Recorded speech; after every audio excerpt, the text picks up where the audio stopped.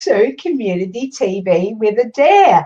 This is a time where I talk to people in the community who are doing extra special things to help those people around them. Now, this could be things like yoga class, learning to cook, reading tarot cards, physical fitness, or gardening. So whatever you're interested in, it's going to be covered here. Today, it is my extra special it's my pleasure to introduce a real local. It's a guy called Malcolm Haines. Now, he told me, when he gave me his bio, he said, I'm just a guy who likes a free feed. And what better than what nature provides? So wild plants all around us, and many rival domesticated plants for their taste and nutrient levels. So why not enjoy them? Now, this actually got me very, very interested. And I went, okay, I want to speak more to this guy. Malcolm's been scrounging free food from parks and from the bush for a while now, and he says he's still kicking. He actually realised early on the best way to do things is to get on and do them. And communicate as you learn rather than get all condescending and preachy about it when you're an expert. I don't actually like the word expert myself because it's, what do they say? It's like a drip under pressure. And I don't think Malcolm is that. What I'm going to do is bring Malcolm in and he can share his story with you because we've got, hi Malcolm, how are you going? Yeah, I've got Jelena here as well. Hello, dear. Lovely to see you again. Now, I just have to share that Malcolm is actually this is how neighbourly this gets. Malcolm is the son of Alan, who lives across the road from me, and we've been neighbours for well over 15 years. So Alan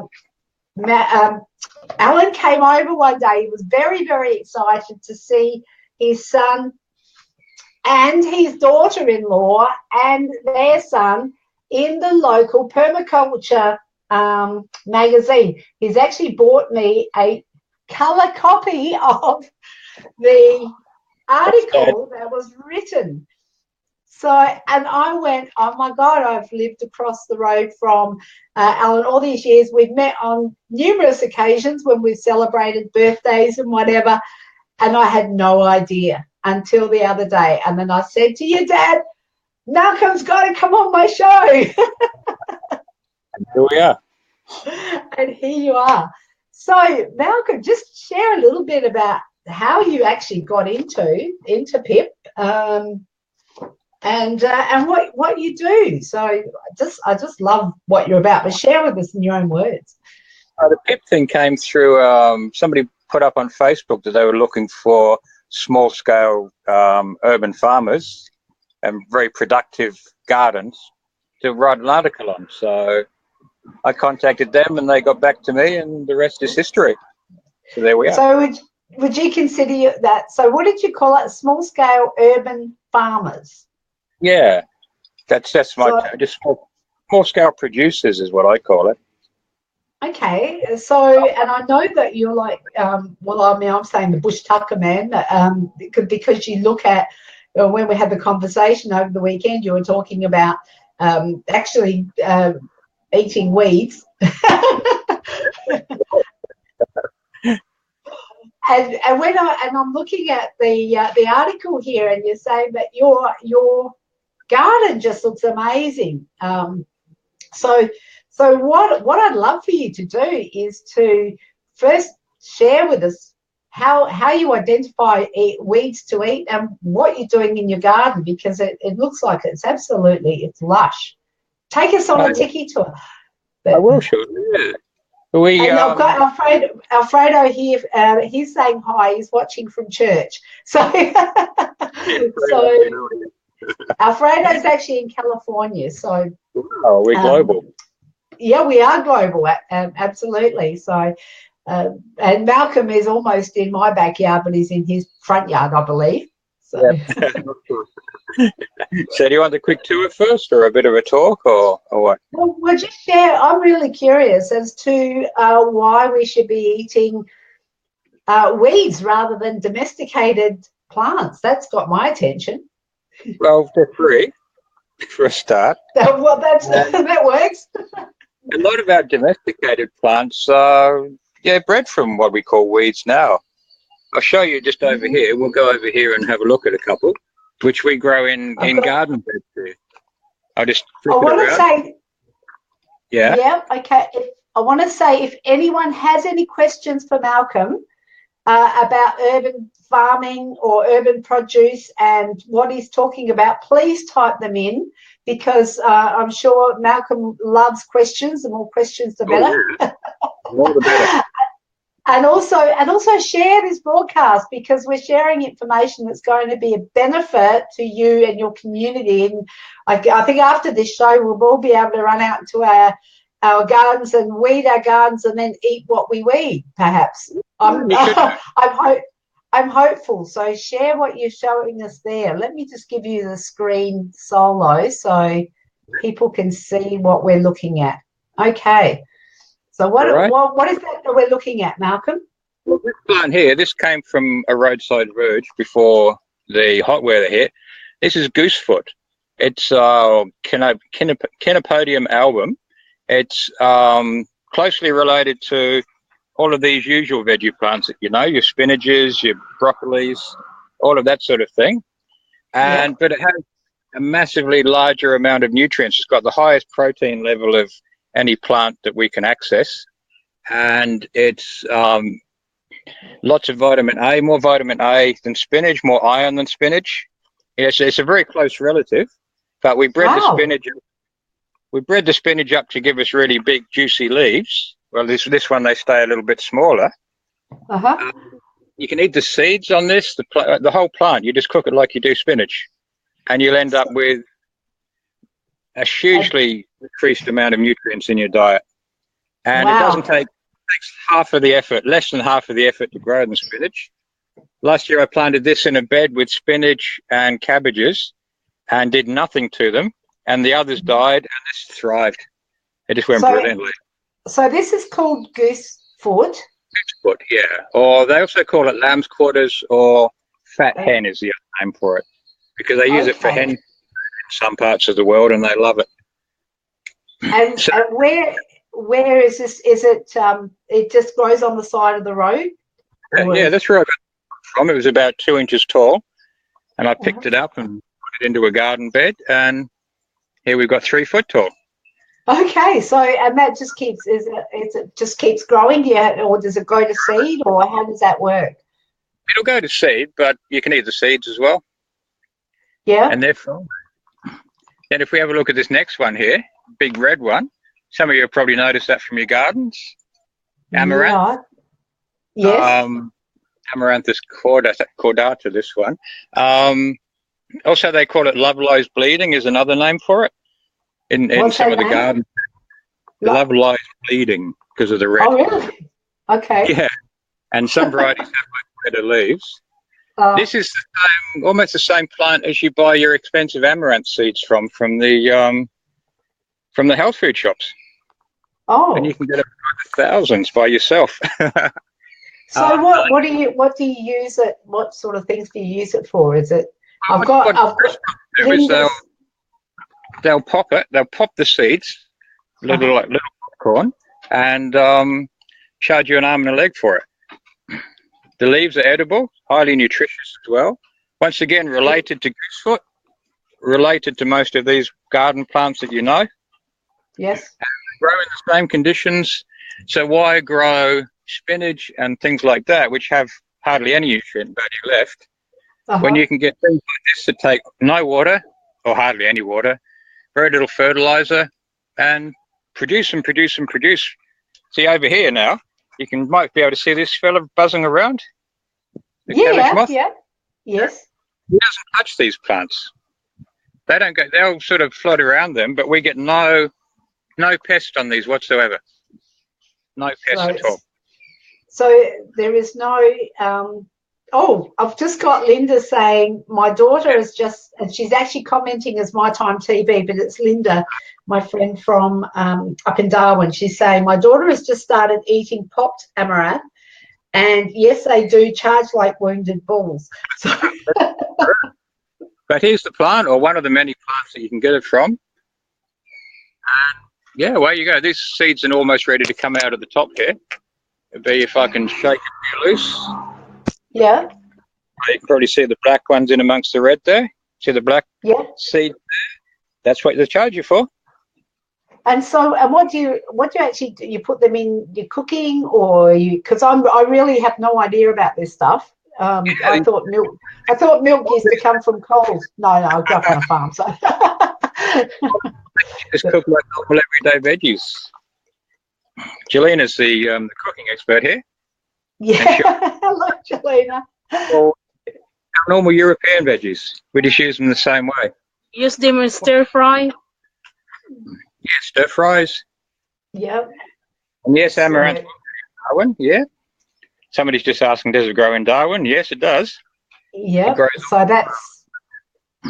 that's Linda is actually asking if it grows in Darwin because she's up there. So that's pretty amazing to think that you can just, because we've got, you know, more, like I said, I'm good at growing weeds. I know, and Linda's going groovy. I'm really good.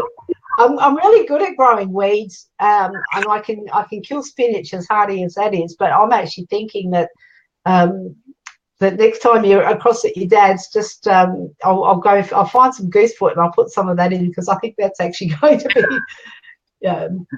See if I can find some for you. yeah. So actually, the big challenge will be to see if I can keep it alive, as easy as you say. I might be able to. Would be, and then we can actually come back and we can report on the progress of the goosefoot because. So you can just have it in salads as well as cooking. So yeah, but it does do shrink a lot when you cook them though. So we bred spinach to have nice big leaves, whereas these will actually shrink and you'll pick a big handful and you'll end up with a mouthful. But the nutrient levels are there. I'll just show you a little. We've got just on here Swiss chard. Yeah. And right next to each other in the same bed. They get the same conditions. Same. So you can see the Swiss chard is quite small. Yes. And amaranth is going. This is a different kind of amaranth. This is the one you'll see as a weed, Amaranthus viridis, green amaranth. Yes. So you can see that's going crazy. And the other one, it's just doing okay, but not as well as the amaranth. So my question is, why not grow it? Why not? I think that's amazing.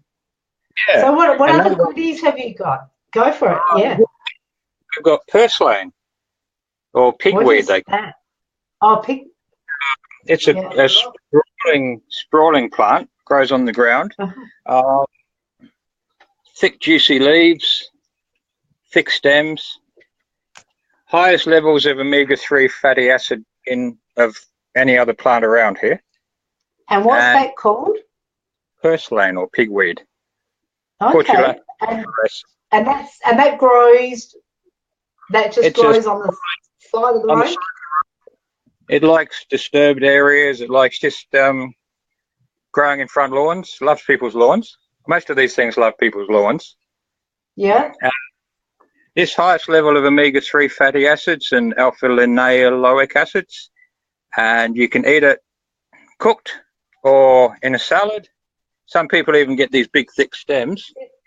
It looks a bit like parsley, or is I'm just trying to. I'll have to watch it back on the big screen, but where I'm looking at it now, it just looks. And that's purslane there.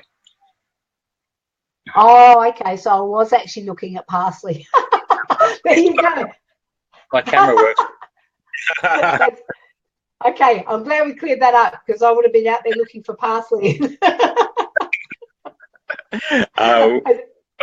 Eventually. But you want to go for stuff. Yeah, please do. Take us for a while. I've actually got a scrolling thing across the back here saying, what questions do you have for Malcolm?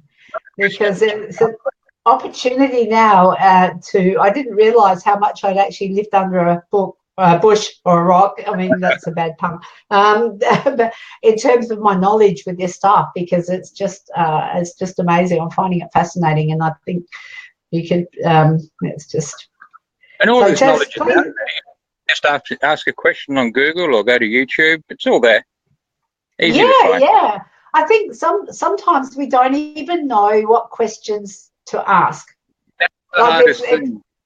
Because we don't know. And I know actually when I was going to school with a lovely girl called Sandra, and her father, this was in the country where I grew up, and her father was old school Italian, and he used to make his own grappa, which I won't tell any stories about us sneaking out at lunchtime when we're in our final years at school and having a couple of nips. But anyway, that's another story for another time.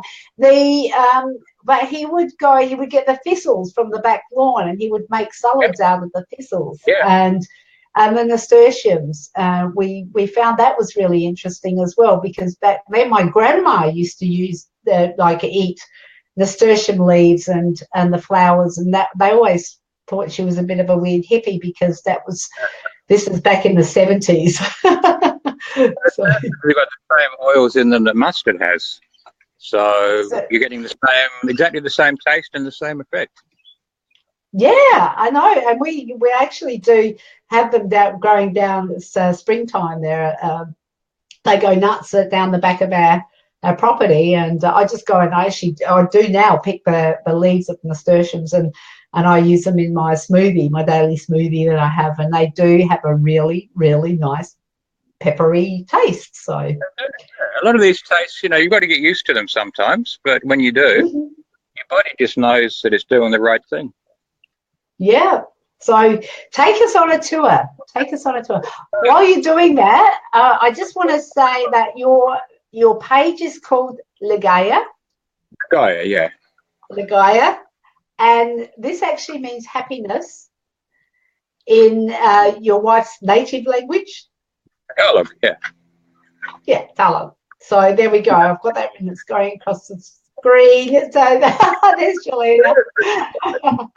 She's hiding there. So, awesome stuff. All right, so flip the camera around. Take us on a tour, because I also want to know about you going up vertically. Oh, yeah. It's so important.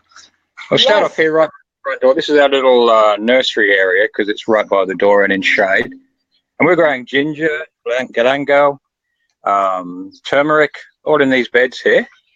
Sweet potato, 3 different kinds of sweet potatoes there. There's a whole bunch of Australian native lemongrass as well.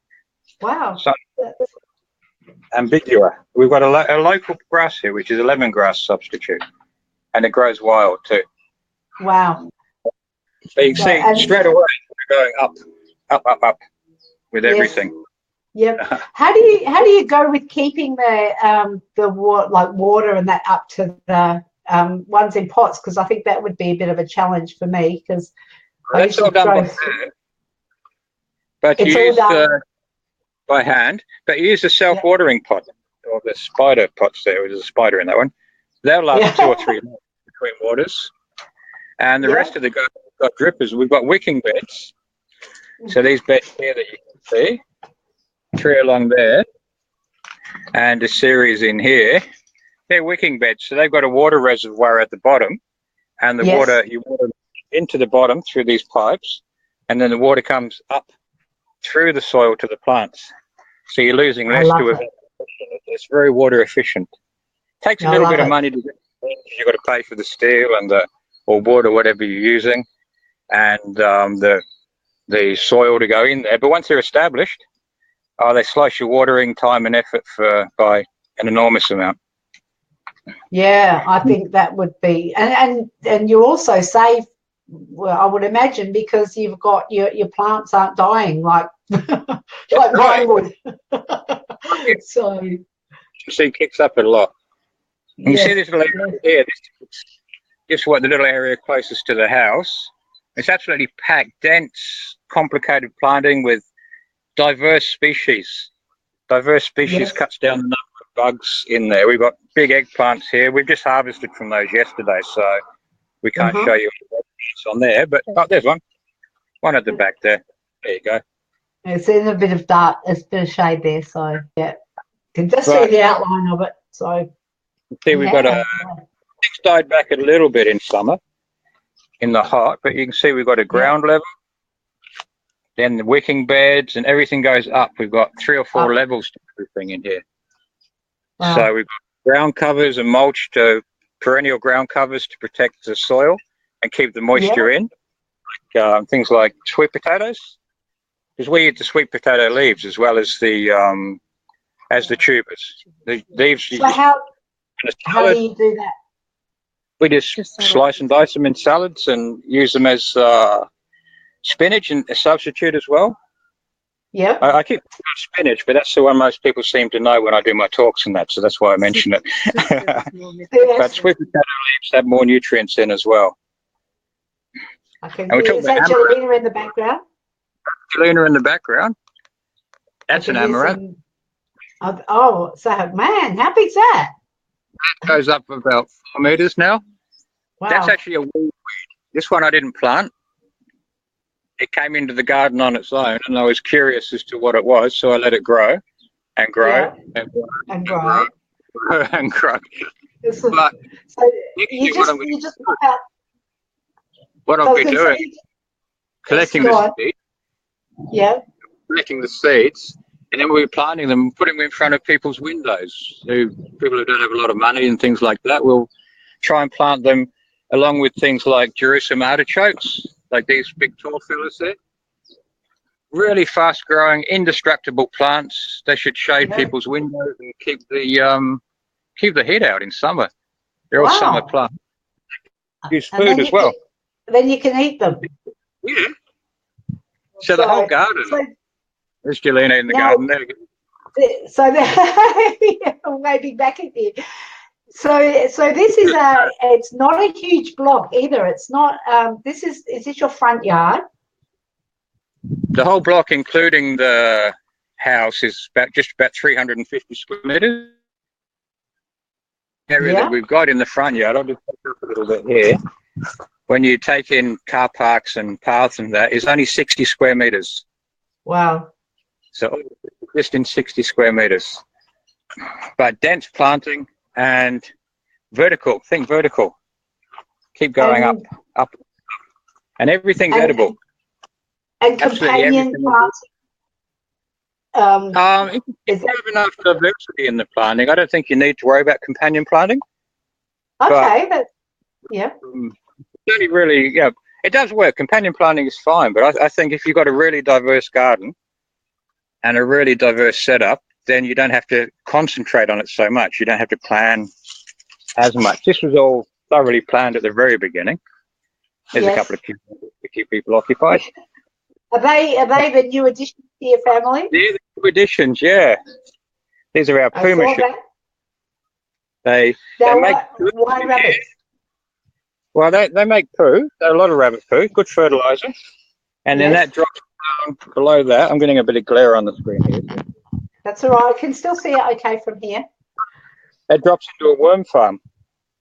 From the rabbits. And we get a beautiful, beautiful rich fertilizer out of it.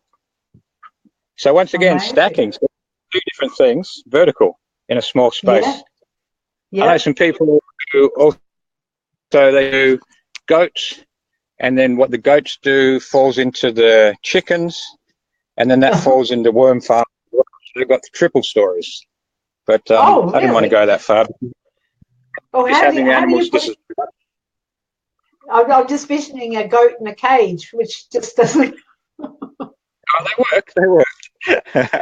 A goat in a cage pooping on a chook. They poop and then chooks are pretty indiscriminate, but it works. The system works. But I think that's just turning the animals into production machines, and they're not really pets anymore. I like ours to be pets as well. So and you've Marlon got likes chickens them as well? We do. I'll take you over and show you the chooks.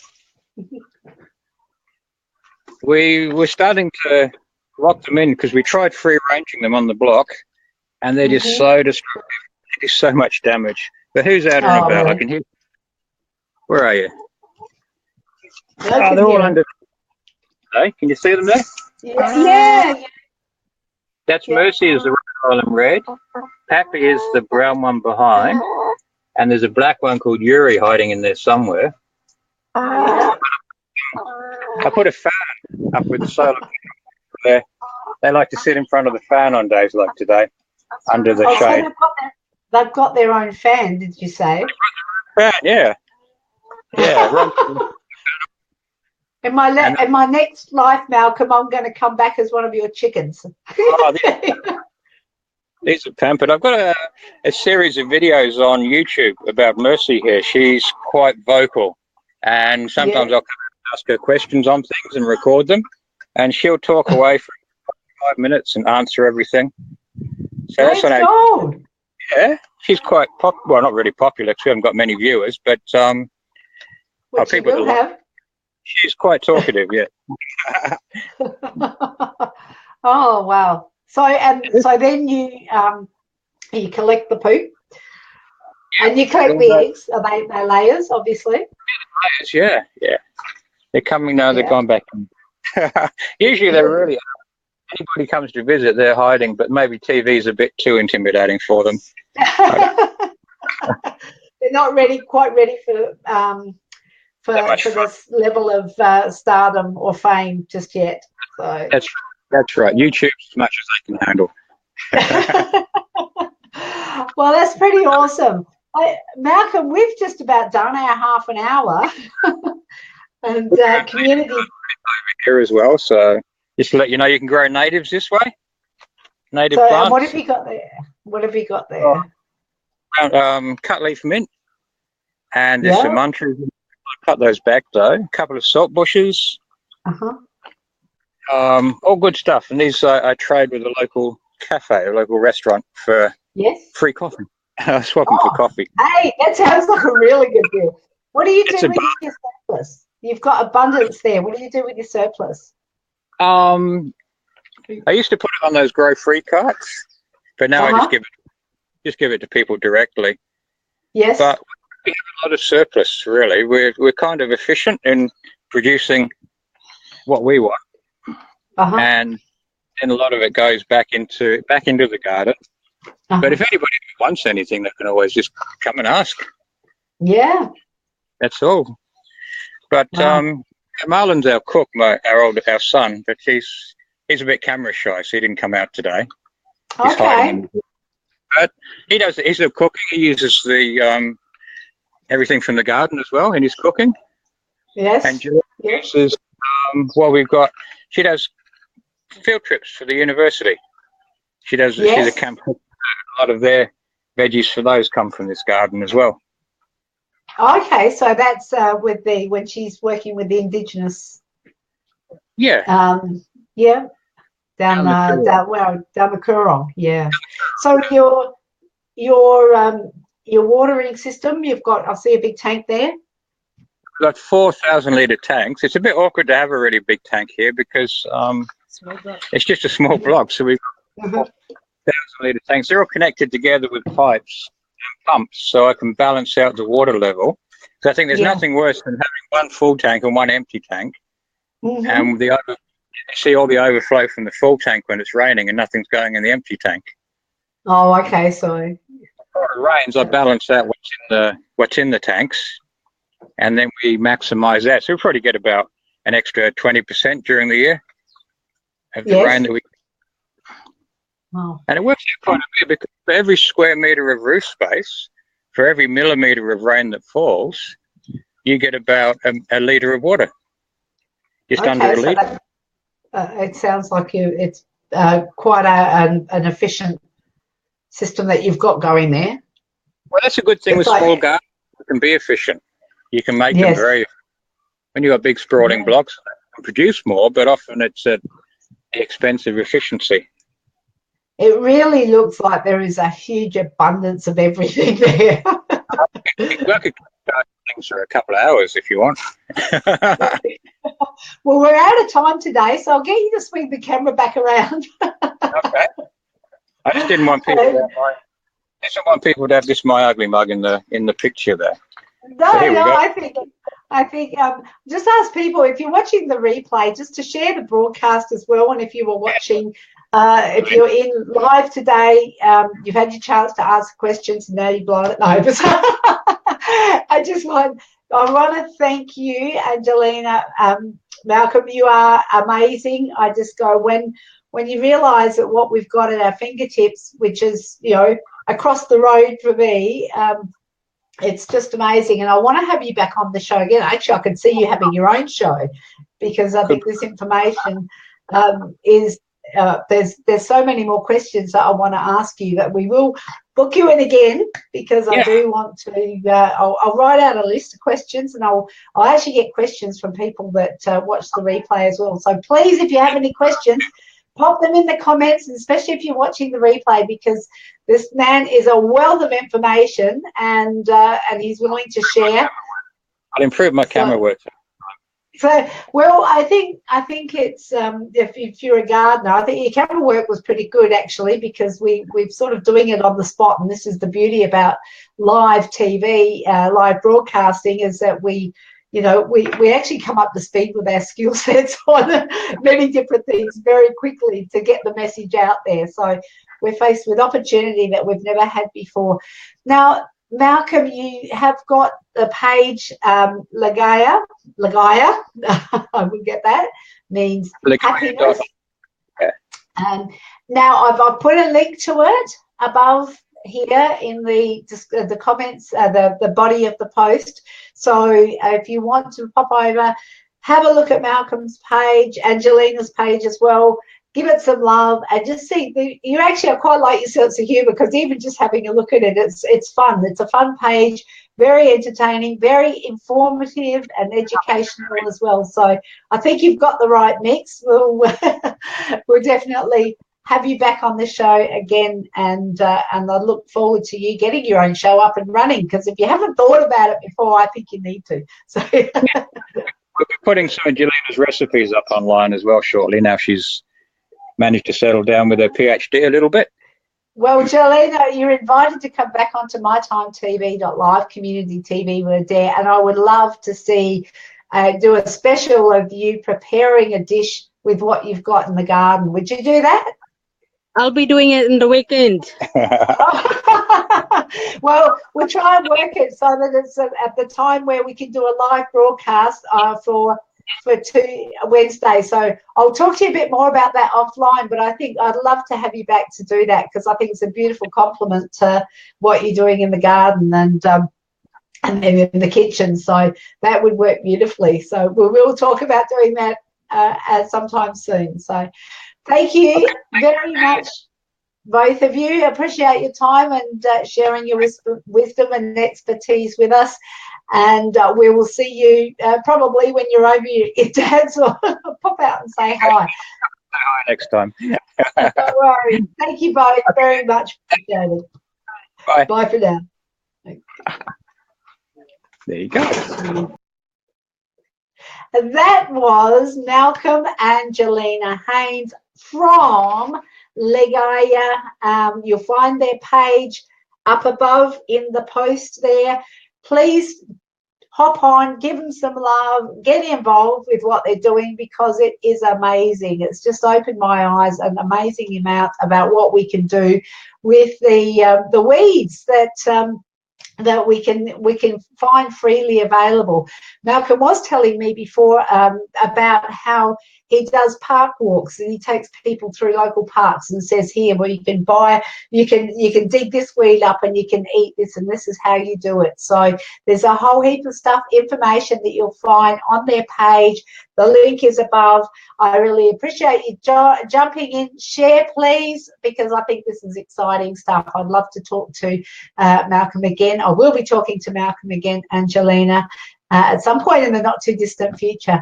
Thank you very much. This is Adaire Palmer, and you're with Community TV with Adaire on mytimetv.live. We'll see you again next Wednesday at 2 p.m. Australian Central Daylight Time. Bye for now.